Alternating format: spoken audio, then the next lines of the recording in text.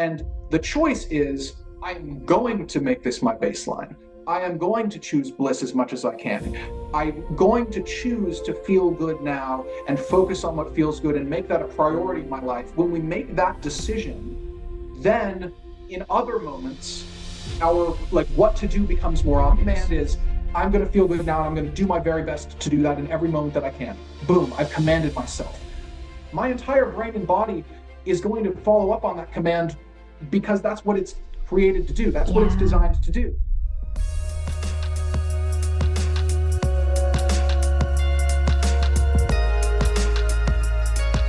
Beautiful soul, welcome back to the Abundance Club podcast. Thank you for joining me.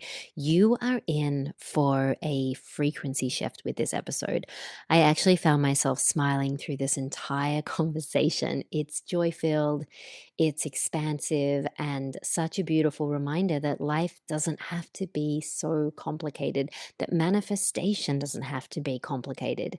So if you feel you've been craving a little more ease, a little more lightness, or simply permission to feel good now, I have a feeling you're going to love what you are about to hear. One of the greatest shifts that I've experienced on my own journey is realizing that manifestation isn't about chasing a feeling I'll have one day when I finally arrive or when something finally arrives in my life.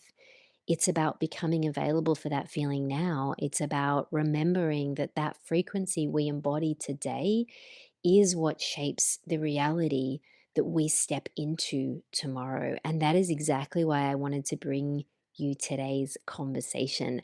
When I came across Jack's work, there was something about his energy that immediately resonated with me. And it wasn't just what he was saying, it was the way he was being. And in a world that often tells us to do more, to fix more, to strive harder, to heal more, his message is beautifully simple. Feel good now. And as we explore in this conversation, the life that you're calling in isn't waiting for you somewhere in the future. It's waiting for the version of you who can meet it here and now. So we dive into what it really means to command reality, why bliss isn't something we have to earn, but something that we can return to, and how even the smallest shifts in our moment-to-moment awareness can completely transform the trajectory of our lives. One of the things I love most about Jack's perspective is that it brings us back to what is really what's already alive in us, what's already here. It's not another strategy, not another technique to perfect, but a simple remembrance of the power we hold in choosing our state and allowing that state to shape our experience. As you listen, as always, I invite you to receive this as more than a conversation. Let it be a transmission. Notice what lands in your body. Notice where you soften. Notice where you feel lightness. Notice the moments where you feel yourself remembering the truth of who you are. Let this be an invitation that brings you home into your body and into your truest essence. Because the life that you're creating, it's not built through force or doing. It's revealed through the frequency that you choose to embody. And perhaps a question that will stay with you long after this episode ends is simply, how good can it get? I absolutely love this conversation, and I know that you're going to take something beautiful away from it too. So enjoy my conversation with the wonderful Jack Dolinar. And if you haven't already, please make sure you are following along to this podcast. Go ahead and hit the follow or the subscribe button, particularly if you love these conscious, empowering conversations around manifestation, around co-creation, around accessing your bliss frequency. And if you get a chance, give us a rate or a review or send this conversation to someone that you know will benefit from it. Okay, without further ado, let's go ahead and dive in. Enjoy, my love. Okay, Jack, welcome. I'm so excited to have you here. Welcome to the Abundance Club. Thank you. I'm happy to be here. The Abundance Club sounds like exactly the place to be. I want to be part of that club. Yeah, so good. It's interesting because I actually found you, I divinely stumbled across you via the great algorithm of Instagram. And, thank you to the Instagram gods. But it's funny because there's so many teachers, right? There's so many teachers and speakers and leaders, and it's not somewhere where I normally approach guests in this way. However, there was just something about your energy that immediately drew me to you. And I think that like our energy is everything, right? Like to me, that's more important than anything else than words. It's the presence. And you have this joyful, I think you were saying, which I'm sure is one of your mantras. I might even use this as the name of the podcast. It's like, feel good now. And like when you say that, I'm just like, yes, yes, yes, yes, Jack. So I love that you've got that playful energy about you, but it's also a really calming presence. So for anyone that doesn't know you, Jack, that's new to your work, I'd love to know, what do you feel you are here to share? And this might be like what's lighting you up the most at the moment, where you feel about your mission and the work that you do. And if there's anything that you want to share about how you came into this work and your journey, feel free to go there. I'll hand it over to you. I feel like I am here to be permission for a lot of people to ignore the common trend of focusing on everything that's wrong with the world. And Mm.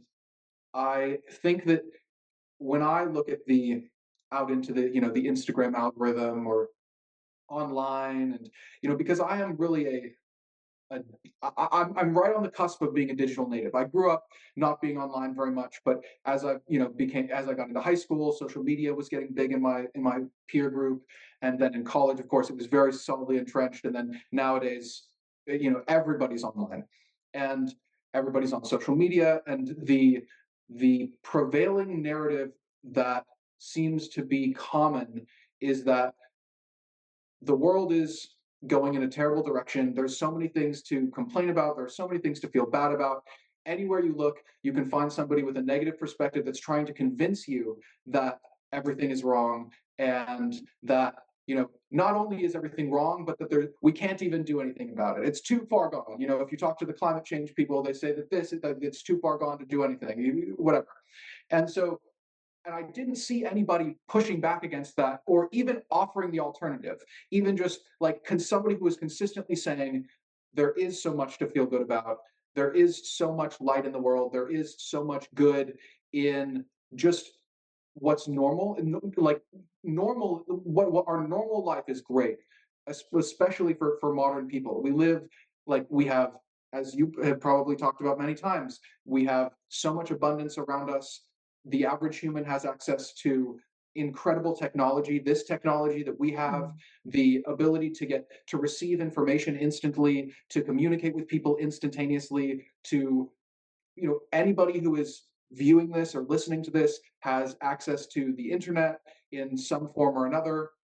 And so my purpose currently is to be a lighthouse of bliss consciousness. And the way that I do that is I just want to shine a light saying, feel good now, feel good now, feel good now. And what happens, I have found, is that because I show up with that joyful energy, it gives other people permission to find joy in their own ways, to look around their life and see things to feel good about, because most people don't have somebody in their life that's encouraging them to just feel good. Many people have, Mm. supporters in their life who are saying, "Oh yeah, go for your dreams," or do this. Oh, you're doing great," but they don't have somebody who's telling them consistently every day, feel good, focus on what feels good.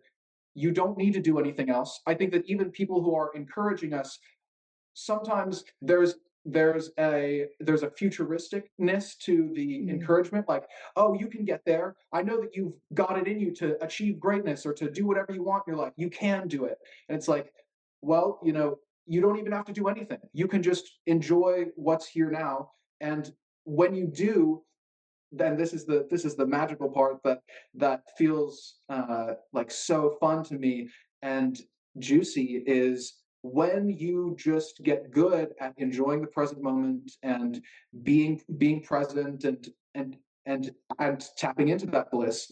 Magical stuff starts to happen. Things that things that you couldn't have possibly arranged. And Mm. I'm looking forward to telling you a story about this that just happened yesterday. but like things that you couldn't possibly have arranged on Mm, purpose mm, just mm. start to show up, and Yeah. it feels even better. And so that's really what I'm here for, is to shine that light and to be on the to balance the scales a little bit. Yeah, I think that's what's so refreshing about you and your work and your energy. And you're absolutely right. Like we are at the moment, I mean, this isn't anything new. It just feels like it's heightened right now in the way that fear is prevailing the planet, and we're being bombarded continually with a narrative that really we do not want to subscribe to, but we do, right? We do, even just by giving it our conscious awareness. What's interesting is, when we talk about traditional kind of goal setting and the whole go after it, you can do it, make it happen. In all of that is this subtle, I mean, and it's not even subtle, it's just postponing of feeling good until something arrives. I'll feel happy when I've hit this goal, when I found the relationship, when life finally looks like the way that I want it to. But in manifestation, we understand that it's that feeling good, or it's that feeling state that is our magnetism, right? And cultivates that in the first place. So, why do you think people struggle so much to let themselves feel good now? Can we speak a little bit about that? And for someone who's feeling really disconnected right now to joy and bliss because they are feeling bogged down with life and all of the human responsibilities and all of the things that they could go on and on and on and on and on about, because we could, like everybody has it. So, or even triggered by the idea of joy and bliss, because I'm sure you come across that as well. Like, where do they begin? It's not complicated. It's not there's there and I've gone down all the rabbit holes. Like this is why I want the message to be so simple, because I have gone down the Mm, rabbit holes of, you know, trying to figure it all out. And oh, maybe it's if I do this particular type of yoga, then that will create a chemical state inside my body. Or maybe if I do this kind of like this specific type of breath work, that will do it. It really is, and as simple as, first thing, you have to come into the present moment. You can't feel good any other time. You can't feel good about any other time. mm, Even like you were just saying, a goal, you could visualize having the goal and try and feel good about da, da, da, but like that's like you're trying to bring it into the present moment anyway. So the first thing is you have to come into the present moment. And for somebody for whom it is difficult, I don't want to give them or overcomplicated advice. I don't want to say you've got to do mm, these 10 things. I want to say I want to give them like maybe two things. And so the things that I would say is come into the present moment, and then breathe. Gotta breathe, breathe. And I recommend for everybody to breathe in through the nose, out through the nose for a count of 5. So that's,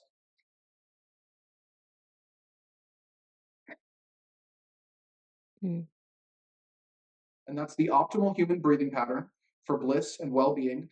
All the studies show that if you breathe in for 5 to 6 seconds and you breathe out for 5 to 6 seconds, your nervous system relaxes, you're getting optimal amounts of oxygen, your body is going to be happy with that.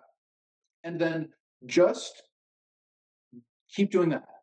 Keep doing that for a couple of minutes in stillness and silence.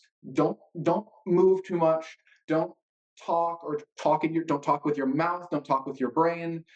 Just being in stillness and silence and breathing. And like, and so I don't know whether you've seen this. For several years before I started sharing Feel Good Now specifically as a message, I've been teaching meditation on YouTube. And my meditations are very, very simple. We just do this. We sit in stillness and silence. I will guide breathing. I'll give some prompts for the mind to, digest. And people have the most incredible experiences just being present, breathing, and then every so often when they have the opportunity, we just drop a little positive thought in the mind. Oh, it's a good day to be alive. I think we can all agree it's a mm, good day to be alive. I like being alive. Oh, it feels good to keep on breathing. Yep, I like to continue breathing. And the the simplicity of it is what trips people up. Everybody wants a complicated approach because it makes them feel like, Yeah. oh, that's why I haven't got it yet. I didn't get it yet because I didn't have this really complicated approach to generating this experience. And the complexity is what makes it hard. So just stillness and silence, breathing, and it's okay for feeling good to not be some ecstatic, like out of this world experience. It should be normal. It's like, oh, I'm just sitting here. That's pretty good. I'm not high right now on, on any substance or any experience or anything. I'm just being, and that's pretty good. And we start to realize that for ourselves, because I can say it till I'm blue in the face, but if somebody's not feeling it, then it doesn't matter. It'll just bounce off of them. Mm, And so mm. to anybody who has that difficulty, the feeling of difficulty, I think can be handled by making it simple, because nobody can say that, well, I can't sit still, I can't be silent. That's our natural state. Our natural state is to be still and silent. It takes energy to go someplace else or to do something else. And for somebody who's, feeling like they don't have access to it, not that it's, oh, it's so complicated, I don't want to deal with it. It's just like, I don't have access to it. It's like you don't realize that you have access to it because you're not really, you don't know what to do. And it's not, and we're trained so much to, from the moment we wake up to the moment we go to bed, we're doing something, we're going someplace else. Yeah. And Yeah. when we're going someplace else, there's that future aspect. I'm going to someplace, I'm going to arrive someplace. And so just being here, breathing, chilling out a little bit, people tell, like, and it's so not complicated, but I've gotten thousands of comments from thousands of people saying that it changes their life to just do that, with the intention that I'm just going to let myself feel good now, and let's see what happens. And then when you see what happens, you see what happens. And I mean, I'm not going to say what's going to happen, but you probably know what's going to happen. It's interesting because a couple of things there, being in the present moment and the focus then on beingness, meditation is to bring us back to our natural state. And so much of the time we live our lives far from that because we are existing in a future, right? We're either in the future or we're caught up in the past and we're not here in this present moment reality. And the other thing I think that's really beautiful as well is that once you actually start to allow yourself to even just, as you said, like notice something that feels good or something that you're grateful for, we find that the energy then expands like all of a sudden. And I know I do this myself even if I'm just kind of writing down a few things that I'm grateful for, like in this moment, I'm so grateful that I've got my cup of coffee and this chair feels really nice, like just really kind of mundane things. You all of a sudden find that actually there's something more, like look at that tree out there and that, like, yeah. And I love how you're talking about, I think that's what drew me to your work as well, Jack, is this simplicity aspect of it. I always say none of this is complex, but it does require devotion and attention. So do you want to speak a little bit about that? And I know that you talk about commanding reality, which I love this, right? You speak a lot about a frequency and commanding of reality instead of what we're programmed to do, which is chase it and go after it. So what does it actually mean to command reality from that perspective? And how does that support us in us being co-creators? I also love commanding reality as a feeling state. It feels so, and this is maybe one of the things that drew me deeper and deeper into manifestation, because I was always, as a kid, I mentioned I read a lot of books, and I read a lot of fantasy books where there's always magic involved, and there's a wizard or a sorceress or somebody who has the power to command reality, and whether they're waving a wand or they're lifting their staff to create some powerful effect. And so that really like is one of the things that drew me so deeply into manifestation, frequency work, and energy work, because I wanted to find, okay, what is that? What is the way to command reality to create whatever it is that I desire, to create the circumstances that I want.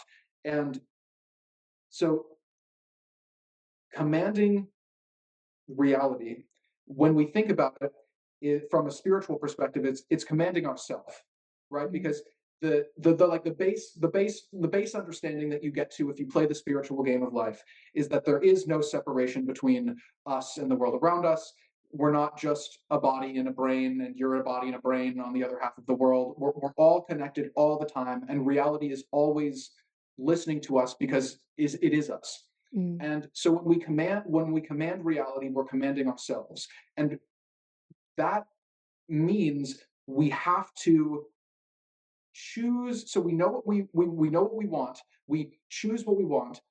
But a lot of people, and I know that I used to do this, is I would think, okay, I'm going to tell reality by writing it down or saying it out loud. I want this thing. I want to have, it's easy to talk about like, oh, I want to have $1 million, but it's even something so simple as like, I want to finish the book that I'm writing right now. I'm a novelist also. I write books. It's like one of the things that I've been passionate about ever since I learned how to write. And so whatever book project I'm on right now, there's always this part of me that's like, okay, I want to manifest being done with the book. And I want it to be a good book. I want it to resonate with people. Like I could come up with a whole list of things where if the universe were just my assistant sitting here, I could come up with so many things where I would just tell it all of these details and be like, all right, you got that? Okay. Boom. Now go make that happen. And I thought that was what commanding reality was. I thought that it was, I figure out what I want, and then I just tell reality using some technique. Yeah. But that's not what commanding reality is. That's because that's not how we would command ourselves to do something. Like, and that's not how I would want to be commanded. I don't really want then this is one of the reasons why I'm an entrepreneur and why I'm self-employed, is because I don't want somebody just telling me what to do and like, okay, Jack, just do these 10 things. Go do these 10 things for me. And if I'm one with the universe and I feel that way, I wouldn't, well, like the universe doesn't want to be told that either. My opinion.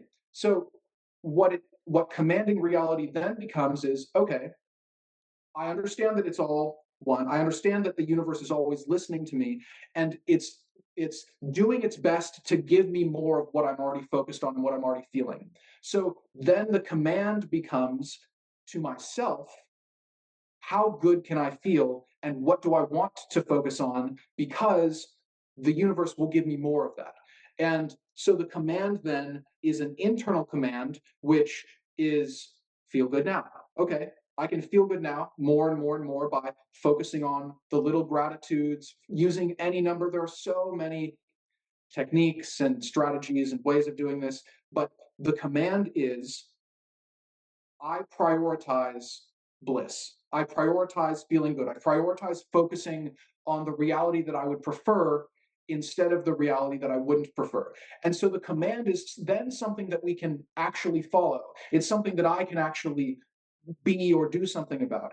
And that the command then is, it empowers me. A command, instead of, I think that the way that I used to see it is I would say, okay, I've got to command reality to do something, but then I'm giving over my control to the external world. I'm saying, all right, imagining the universe as my assistant. All right, here's all the things that I want, now go do it. And then it's in the universe's hands. Then I'm like, oh, like the universe will, I guess it'll show up or it won't show up, and my imaginary assistant will either give it to me or not. Whatever. Like that doesn't actually feel very empowered to me. I feel like I'm letting go of my power.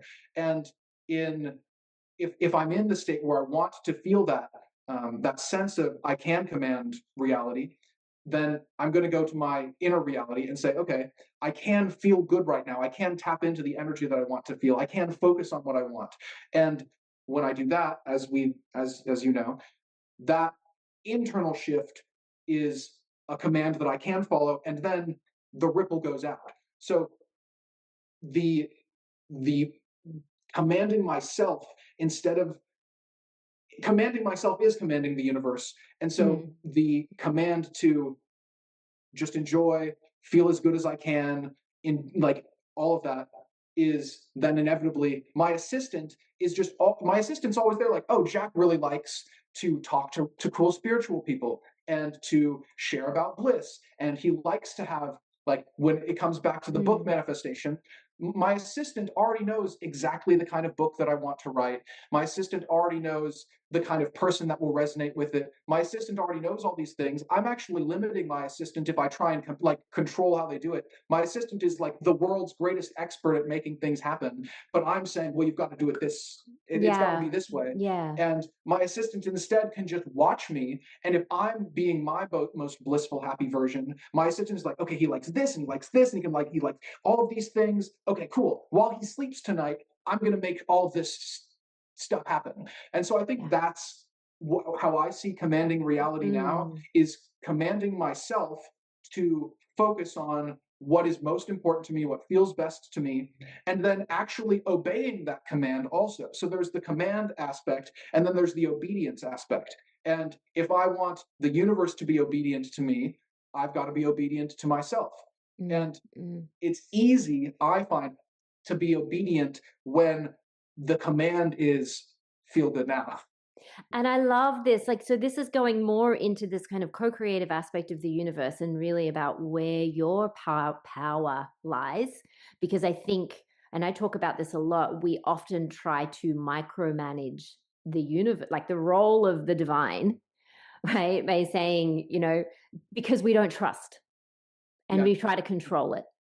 And so I think that this is one of the most important parts of co-creation or manifestation, is understanding, like, what is my role?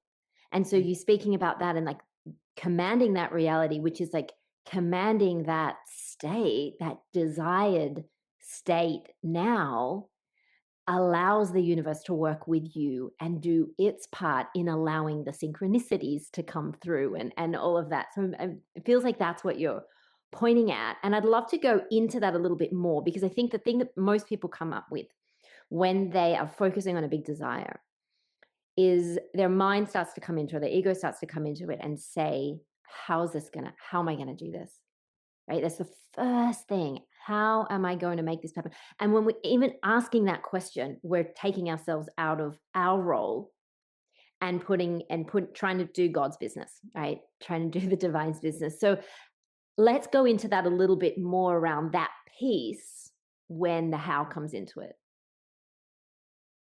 We all ask how. You ask how, I ask how. I think, at least I'm not at the point in my journey where I'm not asking that question. I'm like, and I think that's okay. I think that's the first thing, is like, I'm wondering, I'm curious. There is that question of, okay, I've decided. There's an experience that my partner and I had last year, 2 years ago now.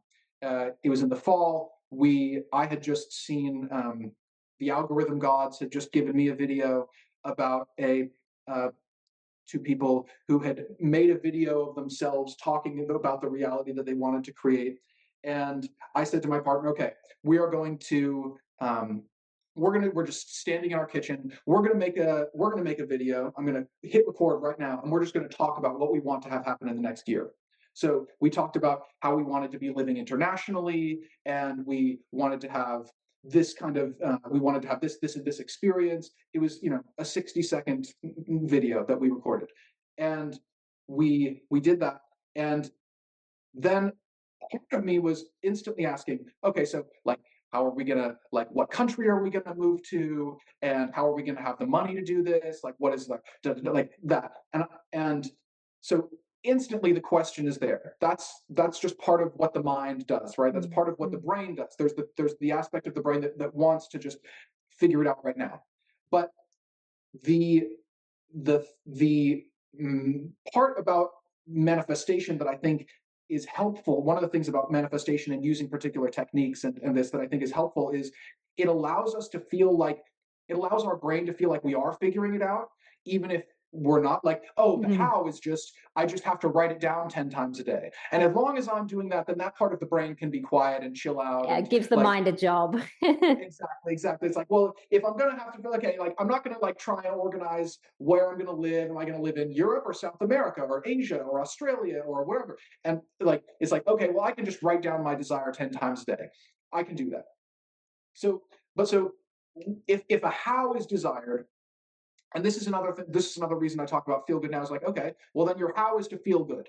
How? Feel good. How? Yeah. Feel good. Okay. Yeah. And so then you're being retrained, right? Your how is no longer, okay, how am I going to do this? Well, I'm going to go down a stress spiral where I try and, like, open 20 tabs on my internet browser to overanalyze things. Instead, we can redirect the how back into someplace more constructive, some sort of energy work, some sort of spiritual aligning way to do things. And so the how comes up, and we can use a manifestation method to feed that part of the mind, to give that part of the mind something to do. But so we make this video, my partner and I, and within 3 or 4 weeks, things start to happen that would have been impossible for us to plan for. There's an election in the United States that goes in a way that members of the family were very unhappy about. There is now a president who is doing things politically that my partner's family is not pleased with. And so within a couple of weeks, this election happens, and that night, two members of the family are on the phone together saying, "We need to move out of the country. We need to move to another country." And we had no connection with that conversation. Obviously we didn't elect the person into office individually. That wasn't something that we did. And that how aspect was completely out of our control. But we were still able to do something. Like, we were still able to make a video talking about what we wanted. We're still able to do all of these things. And then fast forward 6 months, we're living in France in beautiful villas, and like traveling all around Europe and meeting new people who I've met through social media or online, or people that I knew from the past and that she knew from the past. We're going to concerts of people that synchronistically we started to listen to a certain kind of music from this one artist as we're flying over to France. And it turns out that she's having like a concert right around the corner from us. And so we then, like, the how gets taken care of in all of these ways. And it starts to, as you do it more, it gets easier and easier to stop trying to micromanage, because you start to see it happening more, you start to see it working out more. And I do think that the most effective way to take care of the how is to, when the how comes up, is saying, okay, I am taking care of my part of the how by doing whatever it is that I've chosen to do, whether that's feeling good now in whatever way you can, whether that's writing down your desire 50 times a day, or meditating and visualizing, or doing breath work, or that, to make the how something that we can do in any moment. And that, I think, is because the root fear of that causes the how is, I don't know what I'm supposed to be doing in this moment. How am I gonna make it happen? I don't know what I can do right now to force it to happen. Well, there's not something you can do to force it to happen. But if that feeling is there, the feeling is, I want to be doing something. I want to be doing something actively to co-create. I want to co-create with reality. That's what the how is. It's not some negative thing like, oh, my ego's trying to sabotage my manifestations. It's like, no, my ego wants to participate. I want to participate in this co-creative experience. How can I do that? How can I be a part of this unfolding manifestation? And so we just have to choose what we are going to do when that feeling arises. And then we make it easier and easier on ourselves. It's interesting because there's this fine line in prioritizing bliss and feeling good now and doing the things that light us up purely because we enjoy it and it feels good. And then doing that all because our ego is getting in the way and saying, this is another task. You have to feel good now. This is the thing that you need to do. So just feel good now, right? And I think as humans, we get so pulled into like, right, like let's talk about ambitious people. And like I was always a very ambitious woman. And then we come into I mean, I've always been in the spiritual world, really, but let's say we come into manifestation and we've had more of that kind of programming in, going after and making things happen. And then we bring that into the manifestation space and it can be very ego led then. Like, you have to feel good now because this is what my teacher said I need to do to create this. What I'm understanding from you, though, is allowing it. To me, it feels more like allowing yourself to tap into what is already inherently yours. So I want this to let's lead into this conversation around bliss being your baseline. It's interesting because I had a business for nearly 20 years and I called it was a yoga business and yoga studios, and I called it Inner Bliss because I understood that that is what our inherent nature is beneath all of the layers of conditioning and the cloaks, as we say in yoga. Like, it's bliss. So, and this feels like it's a really big part of your purpose here in bringing people to their most blissful timeline. So, what do you want to share around that and about stabilizing that and what becomes available when we allow ourselves? And I'm using that word a bit because it feels important for people that have been striving to create a life of joy or to feel good now, rather than allowing what is naturally there, that inherent state within you, to lead and to come alive. So I think that the allowing aspect, I'm so glad that you're talking about this because feel good now does sometimes feel like a command. And I get a lot of questions. People say like, but how do I do it? Or da da da. And the allowing aspect is the other side of the coin. Mm. So the allowing, I think, is like when I take something and it's in one hand and I let go of it and I allow it to fall into the other hand. And so a there is a the when we allow the allowing that people we want to feel like we're allowing good things into our life. We don't want to feel like we're fighting against the flow of the universe. Feels bad. Um, the allowing starts to come when we do the present moment. When we come into the present moment, you're not when we don't when we be here now, as our good friend Ramdas says, when we come into the present moment, we're automatically in a state of allowing. Okay, I'm allowing the painting to be behind me.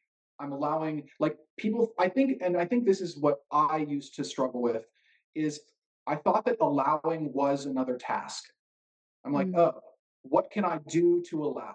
But you can't do something to allow something.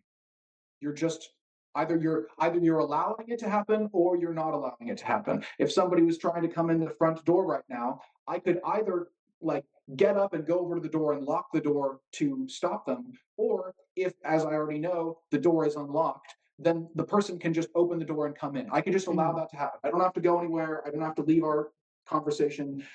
And the trickiness of allowing comes when we think that allowing is doing something.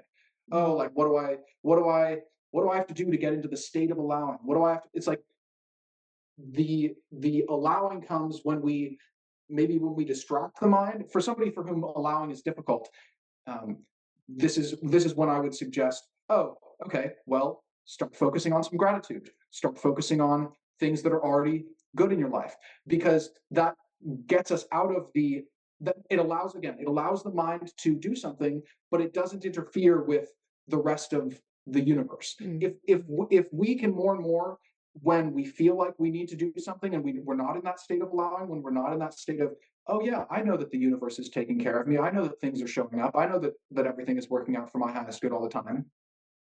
That's the state of allowing, is just knowing that. It is like it's a piece of knowledge. Allowing is kind of a piece of knowledge. It's like knowing that 2 + 2 = 4. Well, I can't do anything about it. I'm not going to try and do anything about it. I'm just going to allow 2 + 2 = 4. I'm just going to allow the universe to show up for me in the best possible way, showing up for me with everything that I want. And the and I would love to hear your perspective on this, because I think that as somebody who, not only do you have the yogic philosophy background, but you have so much practice with it, I would love to hear your take on this. But I think that the allowing isn't something that you can do, but you can get out of the way of it you can get out of the way of stopping it from happening. Yeah, I think that getting out of the way piece is really important. And I always have that image of, being in a stream and allowing the stream to take you. I think a lot of the times we try and fight against the stream. We try and swim up the other way, or we try to hold on to a branch. And I feel like it's also trusting in the divine intelligence of life that has the map of your life, or your soul. Your soul holds the map, and we're only given these little pieces of information as we go, in terms of, this is what is your next step. So I think allowing, for me, requires surrender. Mm. And I think that the bigger piece that holds all of this is faith, really. For people that struggle with that, I feel like there's an invitation to deepen into faith and trust. And as you said as well, beyond reason, beyond logic, we're here to tap into possibility that is infinite, bliss, that doesn't make logical sense. And in order to do that, we have to start to anchor into something that feels bigger than ourselves, our mind, this body. So I love the word allowing, and I feel like it's something that it's that state that we could all embody more. But I think like it's one of the most challenging ones, because we've been so programmed to control and to micromanage and to make things happen and to go out and get it. But I like how you said, giving your mind a task, Mhm. giving your mind a job to do, so that it feels like, okay, I'm working towards, the ego feels like I'm working towards something. And we need all of those aspects of ourselves. What do you find then really becomes available to people when they are able to stabilize that bliss frequency? Because all of your teachings really point to this frequency state, right, as Yeah. being the protagonist. So what do you find and have experience with clients, people in your work, you yourself, when you are able to stabilize that bliss frequency? What does that look like?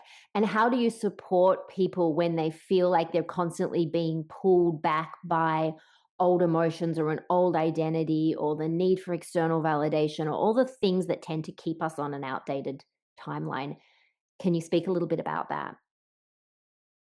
So if I'm understanding, the two aspects are, what starts to happen when you stabilize that frequency, and then how do you support that? How do you support making that, Your making that baseline. your permanent baseline? Yeah. So the things that start to happen, and I love, this is one of the things I love the most about my work and what I do, is I do get to hear these stories where people reach out to me, and they share just the most wonderful things happening. And a lot of times it's just unexpected joys show up. So a good friend and longtime client of mine, she had a couple of months ago, her dog passed away, and she was obviously very sad. Had been in her family for a long time, a member of the family, and she was feeling so bad, but she was continuing to always show up every single day with what I was teaching at the time. I was running a small private community, and she was showing up every day and participating in that. Um, and lo and behold, within like a couple of weeks, there's a new puppy that shows up in her house. Her kids, unbeknownst to her, get together and are like, mom could really, like, she would love to have a new dog, and this is such a part of her life. She's always going for walks down by the river with our old dog, and she could have this, and this would be such a good thing for her. And so, unbeknownst to her, this this manifestation happens, and then there's a new puppy in her life, and the joy that I could feel in her voice and in everything that she was doing was just so palpable. And so, but she didn't coordinate any of it, and so there's these unexpected joyful things that show up, that maybe you could have coordinated, but you didn't. Or even something that you couldn't have coordinated. Maybe this is a good time for me to tell this story. This is something that literally happened to me yesterday, that I was so excited that I literally called every member of my family to tell them immediately. Let's hear it. I love it. I love a good story. So this past weekend, my partner and I flew down to Los Angeles for Memorial Day weekend, and we for the first time ever, I flew out of my local airport here in Napa Valley. Usually, we have to drive like an hour and a half to San Francisco or Sacramento, go through the whole commercial airport experience, fly down to Los Angeles, go through the one of the biggest airports in probably in the country, and like it's just very it's draining. It's energetically expensive to do all of that. So for the first time, just this past visit, we flew out of the local airport using a public charter company called JSX, which is recently coming up in the United States. I don't think they do anything internationally right now, but so and the Napa airport only flies to two locations. It flies to Orange County, which is right nearby LA, and to Burbank, which is in Los Angeles, but it's like 40 minutes away from where my family lives. So we chose the closest option. We flew down there yesterday. We fly back home after a wonderful trip, and I was thinking about, oh, like, you know, I'm so grateful that my brother picked us up from the airport, but it was like a 45-minute drive. He has to go through Los Angeles traffic. And just as we were going back to the airport, I was like, it would just I wish that it were more convenient for my family, because this was a very convenient trip for us, but I wish it was more convenient for them also. And we get home feeling wonderful. That it was also very smooth.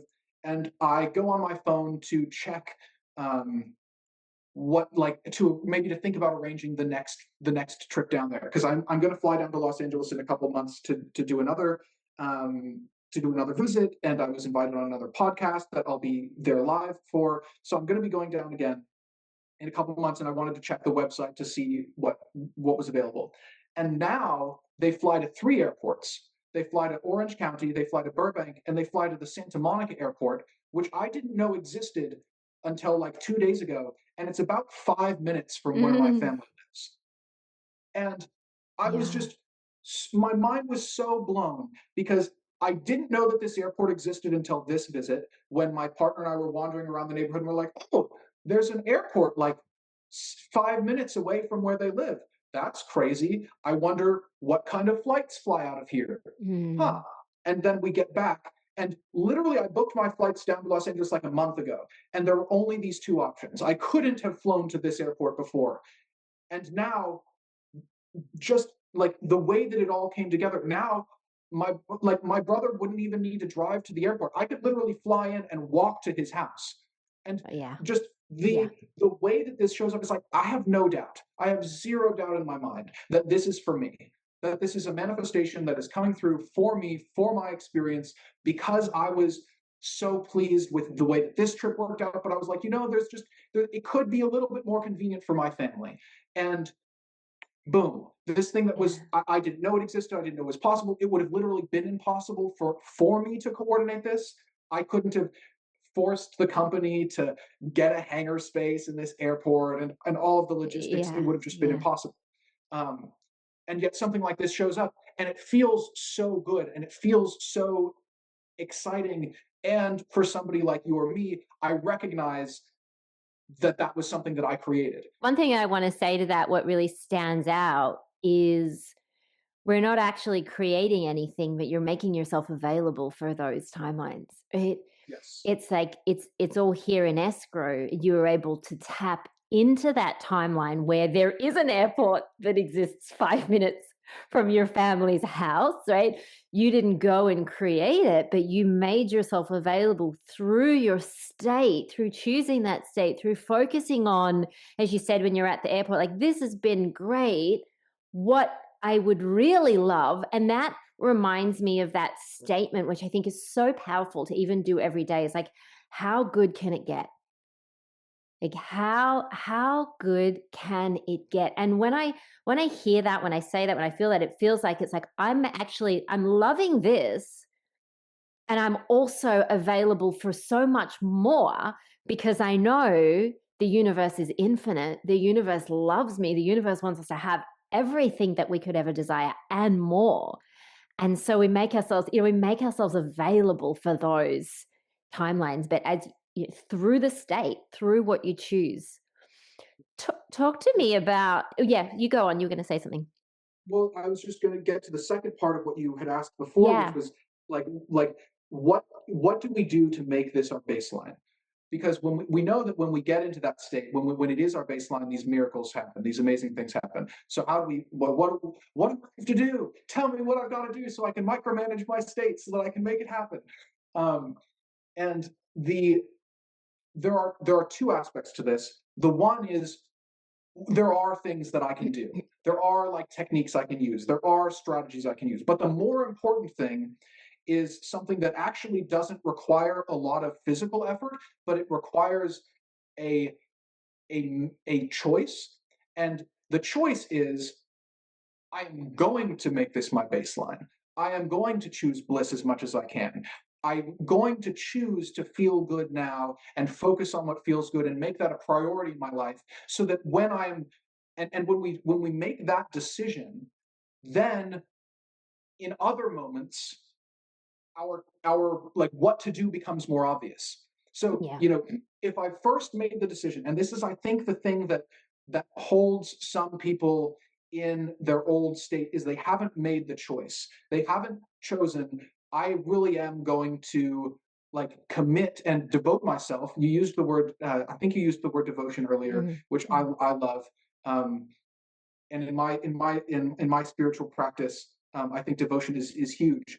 Um, and it's I am going to devote myself to this, whatever I've chosen. In this case, in this conversation, I am going to choose bliss as much as I can. I am going to, and I think that bliss, for a long time for me, I didn't know what bliss meant. I was like, that's a cool word. I imagine that it's a great experience. What is that?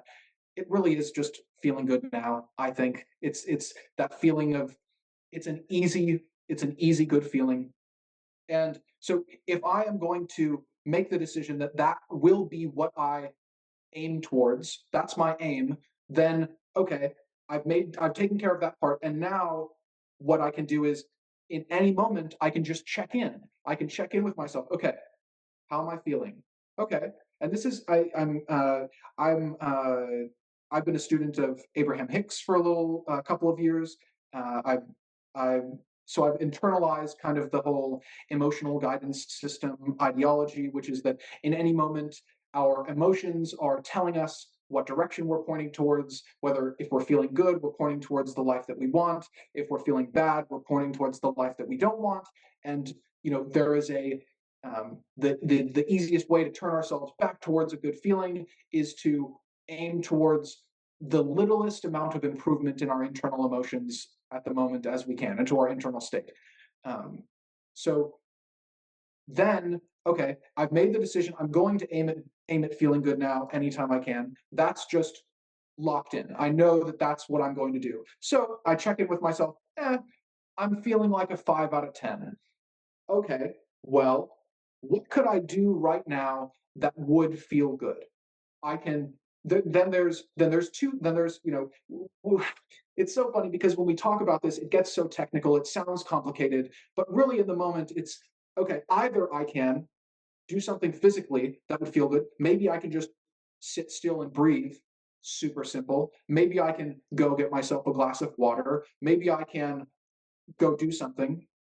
Maybe I can use a manifestation technique. Maybe I can do such and such. Like just the tiniest amount of, okay, just relaxing and Mm. focusing on something that feels good. And the the compounding effect of that over time is that our brain gets better at only seeing those options. So because we are firing, like literally in our brains, we're firing the neurons and the networks that find good feeling opportunities, that find like the little teeny tiny ways to feel good. Then we just start doing it automatically.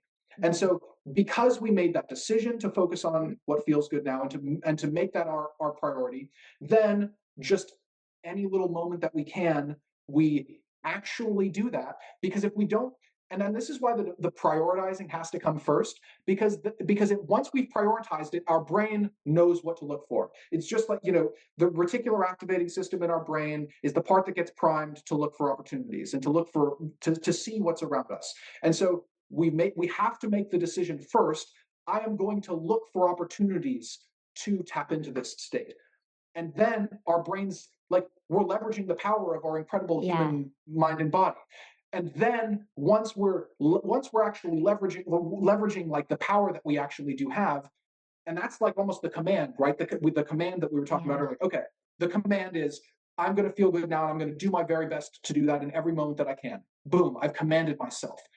My entire brain and body is going to follow up on that command, because that's what it's created to do. That's what it's designed to do. So then all these little moments of, oh, in this moment, I would just like a glass of water. That would feel good. That's literally rewiring our brain into a new timeline. I'm just going to get a glass of water. It's not hard. It's not tricky. It's not some mind-blowing experience. It's not some spiritual ecstasy. I'm just going to get a glass of water. But because of how I chose it and because of why I chose it, my brain is getting better and better and better at doing that. My body is getting better and better at feeling that. My energetic frequency is getting more and more programmed into that range. And I'm going and drinking a glass of water, but I'm becoming better at bliss consciousness. And it's those, so there's the choice, and then there's just the little micro decisions. And I don't think that it's more complicated than that. I don't think that you've got to do 90 minutes of yoga 3 times a day, and you've got to meditate for hours, and you've got to stand on your head, and you've got to say a mantra, and you've got to do all these things. It's like, no, you've just got to make the little micro decisions. And the micro decisions are never that tricky. They're never more than like a fraction away from what I would have been doing anyway. Yeah. I love that, Jack. And I love that you've said that in the micro decisions, because I think that we can fall into this false perception of like a quantum leap and think that it's this big, sudden, huge, gigantic leap. And it's the micro moments. It's the choices that you make each moment to not, like, as you said, to prioritize. What am I going to prioritize here? I'm going to prioritize feeling good. And that does require that consistency and devotion, because so much of our programming is pulling us back into what's hard, what doesn't feel good, ruminating on the past, or focusing on timelines that we don't want to energize. So I'm reminded as you speak of the power of our consciousness. We get to steer the ship and direct it. And wherever we direct that consciousness and energize it, so will be our reality. So I love that. And I completely agree with everything you say there around the simplicity of it. I think that we have forgotten our power. I think that we have forgotten our power as conscious human beings, as being connected to source. And when we can remember that and go like, I actually get to choose there. And there's a power in that decision, isn't there? Like, I just think that quite often we don't decide, and there's so much power in that decision. And letting your body then know that it's okay, this is safe and this is normal. So normalizing that bliss timeline and that bliss consciousness. So cool. I have loved this conversation. No, continue on if there's anything you want to add to that. It's not going to get normalized unless we do the little things. Like to do the normal things, like getting a glass of water or whatever, like, or sending a nice text message to your family just because you thought of it. Like, it doesn't get normalized when we do extreme things, because the extreme things aren't normal. Like, if you think that you're going to have a quantum leap by doing some crazy thing, maybe you will, but you're not going to be able to, that's not going to be your baseline. So to make it the baseline requires, that I do all that to make our baseline, the little things become the most important things. And that was, I think, a big revelation to me, because I was very, you talked about being ambitious earlier. I was very ambitious. I was very go-getter. I went through very good schooling, and so I thought that I was going to have this particular trajectory in life, and all the people around me were very ambitious, and it was like, at the school that I went to, everybody's creating a business, or creating a new software, or creating some app, and you've got to do these great big things so that big things will happen in your life. But it's really, the universe really doesn't function on the big things. It functions on the little things. And when we make that decision to choose the little things that feel good, then it becomes so easy because in the moment, okay, I could either focus on trying to come up with the next Google, or I could go get a glass of water. Well, one of them feels easy and good, and I can easily make that decision. And then we just get better and better at that. And our baseline becomes this state where I'm always making this kind of decision. Yeah. Yeah. And that's the identity shifting, isn't it? It is. And I I on the idea of identity, I want this just came to me, and I want to remind people where they are in terms of their their what they're actually doing uh, when they change where they're pointing their energy. And maybe people listening have heard of the book The Prince by Machiavelli. Not really a spiritual book normally. It's a book about politics and how to run a country, and there are famous books, or there are famous quotes in this book about how to control people and all this. But there's an incredible metaphor that has stuck with me for years, and it's the metaphor of an archer. And when an archer has drawn back the arrow, if they just change the direction that they're aiming slightly, when they let go of the arrow will land in a completely different place. If I just move like a degree one side or the other, when I let go, the arrow is going to land somewhere completely different. And so I don't like the direction that we focus our energy is everything, because in this present moment we aren't the arrow hitting the target. We aren't like putting the arrow on the bow. All of that has already been done. We are just aiming. All that we're doing with our consciousness is changing our aim. That's the entire game. That's just where are we focusing. And so when we focus just slightly in a slightly more blissful angle, a slightly more feeling good angle, slightly towards more something that feels easy and relief and good right now, the arrow that will land in 6 months or 3 months or 5 years or whenever the manifestations show up, inevitably when we show up in 5 years, something will be there, but it will be different based on where we're focused now. And so I think that if people remember that they don't have to do something crazy, they just have to shift their focus by like 1 degree to the left. Yeah. And if they just and that's not that hard. It's not that hard to just focus just something that's a little bit easier. And then you just let go. Then there's the allowing part. You just let go of the arrow. The arrow just flies. And so that's how Machiavelli can help us be more blissful.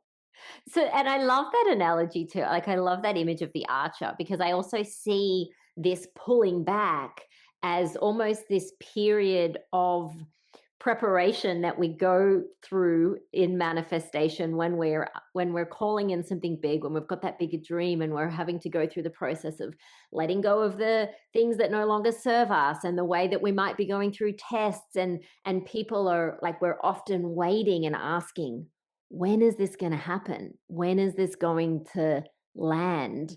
Thinking that we're stagnant, thinking that we're in this void, but obviously not able to see everything that's happening behind the scenes to prepare us to be able to receive and hold the manifestation. So what would you say to someone who feels really exhausted from trying to manifest, or from staying patient, or doing the inner work and finding that seemingly my reality isn't shifting and it's not here? First of all, to that person, we get it. We've all been there. You're not doing anything wrong feeling that way. Totally normal. I feel that way plenty of the time. I notice that I'm feeling that way. I'm like, gosh, I've just been manifesting this for so long. Where is it? Shaking my fist at the universe, right? That's so normal. It's so normal. Just because that's how we've been trained and programmed, and it's how we normally talk about the world in terms of creating results and all that. So totally fine. It's all good. The thing is that, and I get messages like you probably do too, because you talk about abundance and hence why I'm asking you. I'd love to know your perspective. But when is it gonna show up? And the truthful answer is nobody can guarantee when it's going to show up. Nobody knows. Nobody knows. I could lie to you and tell you it's going to show up tomorrow. And if you believed me enough, it would You show probably up would. tomorrow and you would Yeah. think that it was right. And you're like, wow, it just shows up so fast. Jack told me it was going to show up. Wow, Jack must be so smart. Jack just knows all these things. Like I just made that up and you're right. You Right, believed like, it enough. Yeah. Jesus said is your faith is what makes it, all according to your faith. So the but the best answer that I can give someone, and this is what I tell myself when I enter that feeling, is in that moment, my job is not actually to figure out when it's going to happen. I've just gotten bored.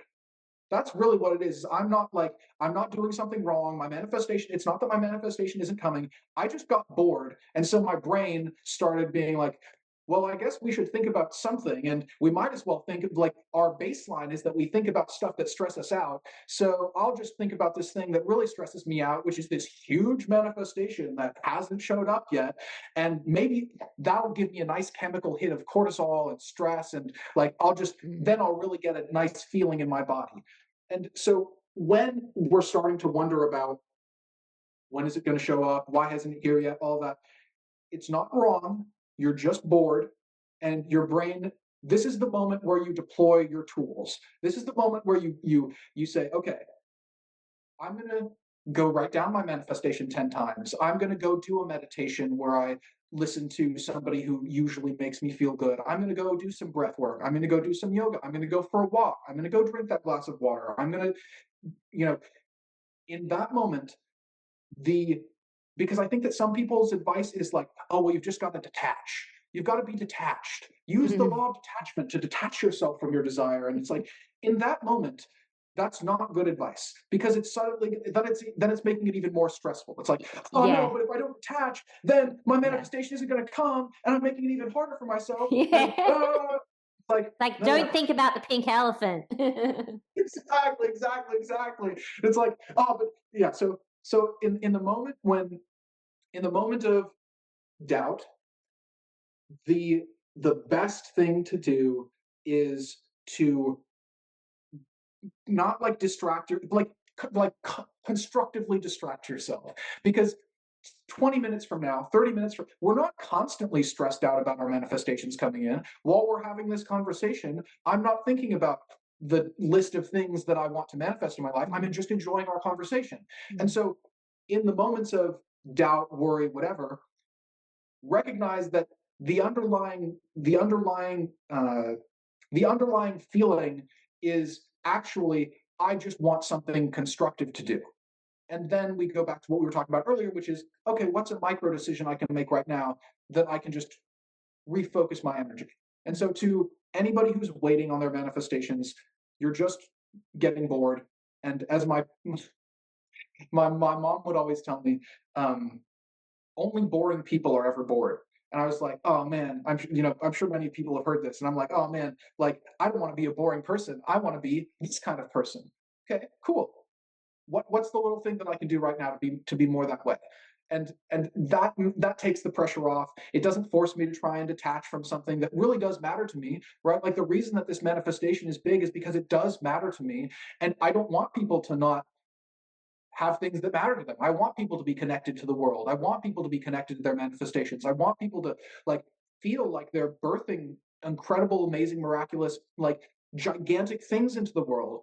And I want them also to know that it happens, in those little moments, in those little decisions, in those moments where you just choose, instead of feeling bad. I feel bad now. I feel like I'm waiting for my manifestation to show up. I feel this thing is making me feel bad. This thing is making me feel bad. Okay, but I know to prioritize feeling good. And so I can just turn a little bit more towards feeling good now. I can do some small, silly thing that makes me feel good. And honestly, those things are the most powerful shifters in our life. Really, it's not the big crazy things that anybody could do. Anybody can go to a 90-day silent retreat. Anybody can go to as crazy as it sounds, anybody could go climb Mount Everest. Like anybody could go to Mount Everest and climb it if they wanted to. But not everybody can walk over and pick up this golden pineapple and like wave this golden pineapple around and feel a little giggle and feel a little silly, and like this was what was available to me in this moment. Was in this moment, the corner of my eye, I'm like, this pineapple makes me feel good, and I can just interact with this a little bit more, and it puts a smile on Amy's face, and it puts a smile on Jack's face, and like not anybody else in the world could pick up this pineapple. And those are the things that we can do right here and now in any moment to tap into bliss consciousness. And it's really like, you can ask yourself, well, what would the version of me who already has it, who's not waiting, like, what would they be doing right now? How would they be feeling? They're not looking around wondering what's going on. And it's interesting in what you said, because, we speak about this kind of when you're on vacation and things tend to flow in your business because you're out of it. And I know for me, and having my programs, like the people that will suddenly just sign up and I'll get a notification, I'm out having a run, or I've taken a couple of days off and I'm away and I'm not thinking about it. And I'm just, as you said, like I'm feeling good. I'm taking care of myself. I'm resting. I'm doing all of the other things that I would assume wouldn't lead to the result, but I'm in that frequency state, and it's our frequency that creates, that magnetizes that in. So yeah, beautiful. So great. Jack, tell us, firstly, if there's anything that you want to leave our listeners with, anything else that you want to share, and then also please share how people can get in touch with you if they want to work with you or know more about your work. What's the best way for them to reach you? They can take away anything from this. It is that as much as it is amazing to have wonderful manifestations showing up and to be meeting amazing people and to be having financial flow come in levels that you didn't like, that you couldn't have imagined before, all like those manifestations that you think are big are very nice.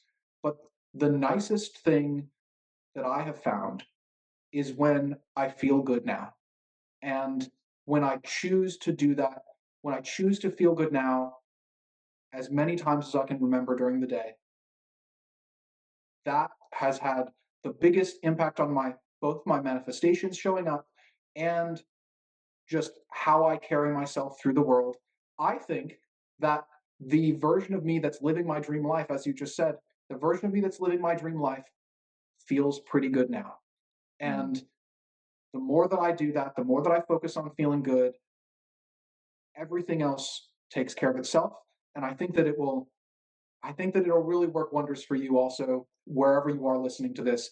If you can just try to feel good now a little bit more, let yourself feel good now a little bit more, do those little things or don't do those little things. Something that we didn't really mention in this episode was not doing the things that feel bad, even if you think they're going to lead to what you want.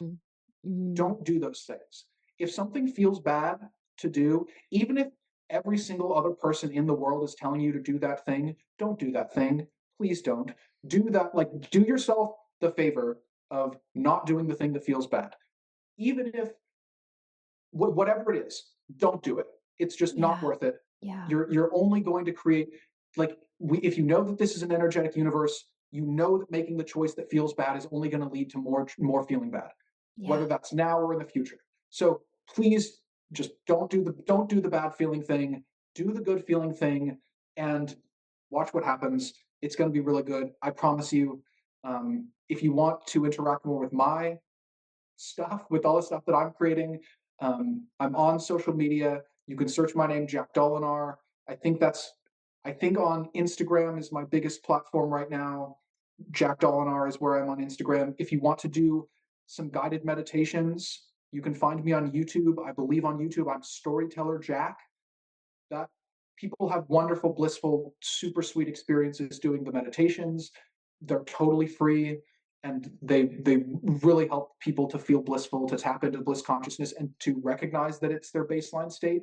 Because when you're not doing anything, when you are still and silent and just breathing, and you like, the more you practice that, the more you realize I am just in my natural state right now. I'm not exerting any energy, I'm not exerting any force, and it feels really good.